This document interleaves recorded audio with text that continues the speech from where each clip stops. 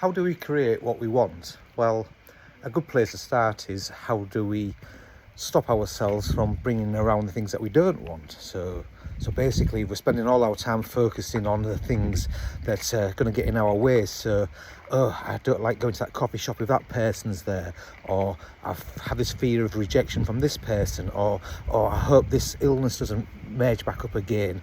You know, it's all these things that we're focusing on, we're keeping in our consciousness, and those kinds of filters are looking out for that kind of, oh, you know, is this going to reappear again? So we're constantly focusing on those negatives, and so the idea is to cut out that and to actually flip it, and instead of focusing on those things that aren't serving us and the things that we're fearful of and we don't want in our lives, instead of having those constantly going, oh, I hope this doesn't happen, I hope this doesn't happen, I hope they don't do that, and I hope this doesn't, you know, if we're focusing on all that, and if we're cutting that out and we're flipping that and we're replacing that with something more positive, that is the way to actually bring around that change. So for example, we want to have a pleasant conversation, we want to make sure that we go in for that job interview. Not only do we want to actually be offered the job, but they want to be our friend as well because we've made such a good impression.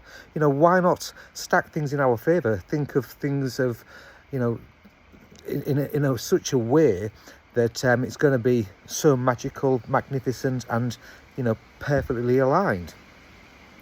So another way to do this is to actually visualize what the perfect day is going to look like, or you set in that energy before you actually walk in. I mean, I use the interview, but as an example, so you set that energy that you know, and you've convinced yourself that, you know, your energy is set up right. And I know it sounds crazy, but, you know, these things, when you're fully in alignment with yourself, with your integrity, with your authenticity, you're in that kind of flow state, magic can happen. So yeah, I mean, sometimes, you know, I mean, I'm sure that we've seen the film The Secret, or if you haven't, go and watch it or read the book. But yeah, it might just start a simple thing of manifesting a free cup of coffee or something like that. So sometimes it's making it small, but eventually, you know, you get used to sort of like setting the day up in such a way that is going to be focused in your favour. So the key message for this video is really all about, you know, how are we having our internal dialogue, our internal chatter? Are we setting ourselves up for success, or are we setting ourselves up for failure?